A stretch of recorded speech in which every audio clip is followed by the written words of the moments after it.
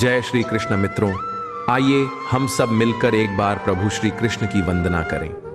हे माधव, जो भी भक्त आज इस कथा को पूरे विश्वास और श्रद्धा से सुने, उसके जीवन से हर दुख दर्द दूर हो जाए और उस पर आपकी कृपा सदा बनी रहे। और जो भी भक्त इस वीडियो को प्रेम से लाइक करे तथा आपके चैनल को सब्सक्राइब करे, उसके घर परिवार में हमेशा सुख शांति और खुशियां बनी रहे। तो चलिए अब देर न करते हुए आगे की कथा आरंभ करते हैं।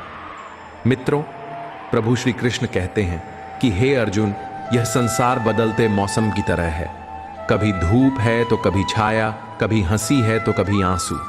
लेकिन जो व्यक्ति इन सब परिस्थितियों में संतुलन बनाए रखता है, वही वास्तविक ज्ञानी कहलाता है। बहुत से लोग दूसरों की नजरों में महान दिखना चाहते हैं, लेकिन असली महानता खुद को पहचानने और को सम्मान देने में है।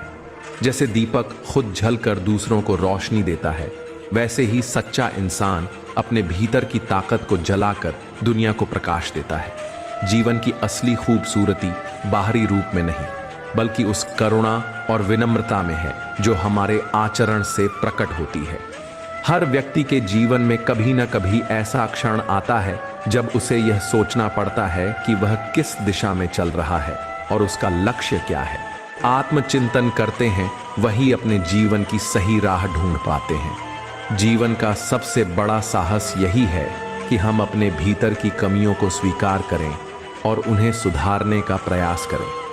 कठिनाइयां हमेशा हमें तोड़ने के लिए नहीं आती, बल्कि हमें मजबूत बनाने के लिए आती हैं। जैसे कच्ची मिट्टी को भट्टी में पकाए बिना वह घड़ा नहीं बन सकता, वैसे ही इंसान भी कठिनाइयों से गुजरकर ही परिपक्व बनता है। मित्रों, श्री कृष्ण ने गीता में स्पष्ट रूप से कहा है कि जो व्यक्ति अपने मन पर विजय पा लेता है, उसके लिए जीत और हार, सुख और दुख, लाभ और हानि सब समान हो जाते हैं। कभी कभी हमें लगता है कि हम बहुत त्याग कर रहे हैं और बदले में हमें सिर्फ उपेक्षा और अपमान मिल रहा है। लेकिन यह समझना जरूरी है कि हमारा हर नेक काम एक बीज की तरह है जो तुरंत नहीं, बल्कि समय आने पर अवश्य फल देता है। श्री कृष्ण ने गीता में यही कहा है कि कर्म करते जाओ, लेकिन फल की चिंता मत करो। फल अपने समय पर मिलेगा ही। एक किसान बोने के बाद रोज खेत में जाकर फसल को खींच कर नहीं बढ़ाता, वह धैर्य रखता है और प्रकृति पर भरोसा करता है। वैसे ही हमें भी अपने प्रयासों पर विश्वास करना चाहिए। आज की दुनिया में लोग दूसरों की अच्छाई का अक्सर गलत फायदा उठाते हैं। जो व्यक्ति हर किसी के लिए सहज उपलब्ध रहता है, उसकी कीमत धीरे धीरे घटने लगती है। लेकिन इसका यह अर्थ नहीं कि अच्छाई छोड़ दी जाए, बल्कि बुद्धिमानी यही है कि अच्छाई करो, लेकिन विवेक के साथ। दूसरों की मदद करना अच्छा है, लेकिन खुद को इतना कमजोर मत बनाओ कि लोग तुम्हें उपयोग की वस्तु समझने लगे।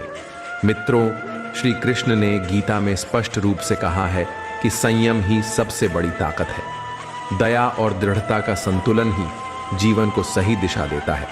हमें यह नहीं भूलना चाहिए कि समय और परिस्थितियां हर किसी को परखती हैं। जिस प्रकार सोना आग में तपकर शुद्ध होता है, वैसे ही इंसान भी कठिन हालातों से गुजरकर अपने असली स्वरूप में निखरता है।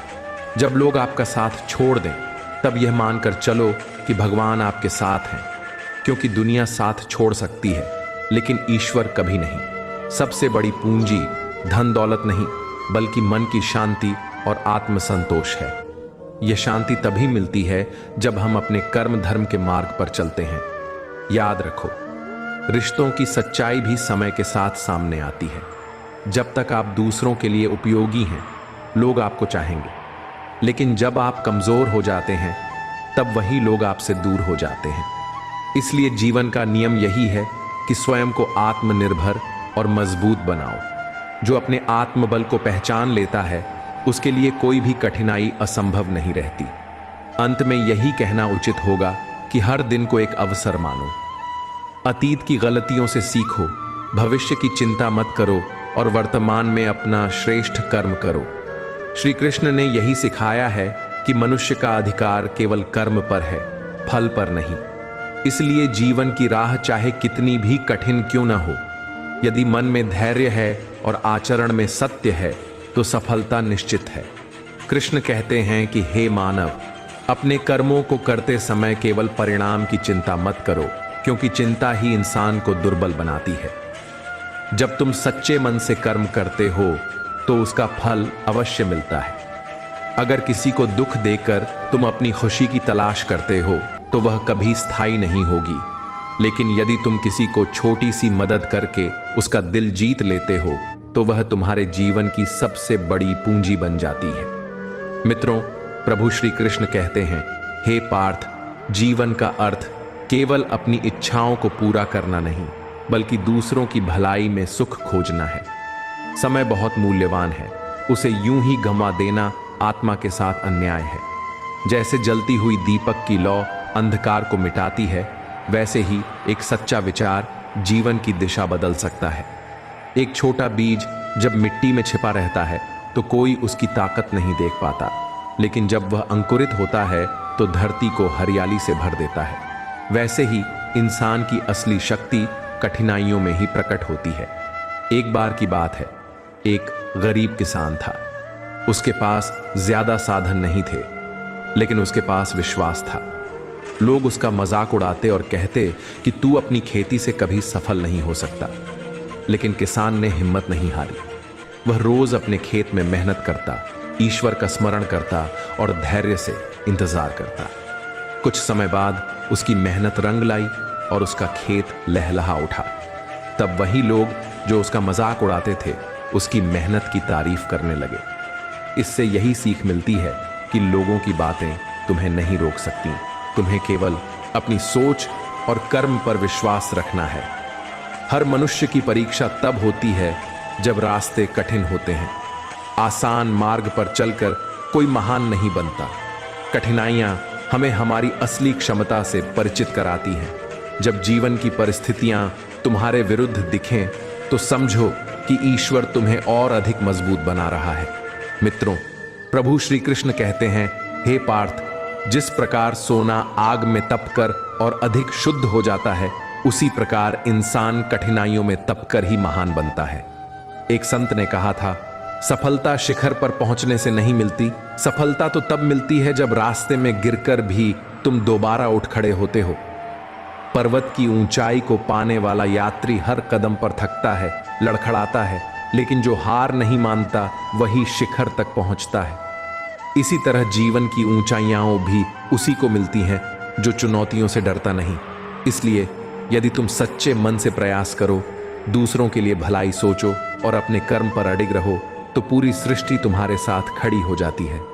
याद रखो, जीवन का सबसे बड़ा सुख दूसरों को सुख देने में है और सबसे बड़ी सफलता स्वयं को जीत लेने में है। जो इंसान अपने कर्म को ईश्वर को अर्पित करता है, वही सच्चे अर्थों में शांत और आनंदमय जीवन जी पाता है। इंसान को अपने कर्म का फल चाहे कैसा भी मिले, उसे स्वीकार करने की क्षमता विकसित करनी चाहिए, क्योंकि फल का नियंत्रण हमारे हाथ में नहीं, केवल कर्म का नियंत्रण हमारे हाथ में है। मित्रों, प्रभु श्री कृष्ण कहते हैं, हे पार्थ, कि जो व्यक्ति बिना किसी लोभ, घृणा और मोह के कर्म करता है, वही वास्तव में कर्मयोगी कहलाता है। आज इंसान भौतिक वस्तुओं में सुख ढूंढता है, परंतु सच्चा सुख तो आत्मा की शांति में है। अगर मनुष्य अपने मन पर विजय पाले तो संसार की हर परिस्थिति में स्थिर रह सकता है। लोग अक्सर पूछते हैं कि दुख क्यों आते हैं। दुख इसलिए आते हैं ताकि इंसान सुख का मूल्य समझ सके और यह जान सके कि यह संसार अस्थायी है। जैसे ऋतु बदलती है, वैसे ही जीवन में सुख दुख बदलते रहते हैं। इसलिए इन पर अधिक ध्यान मत दो।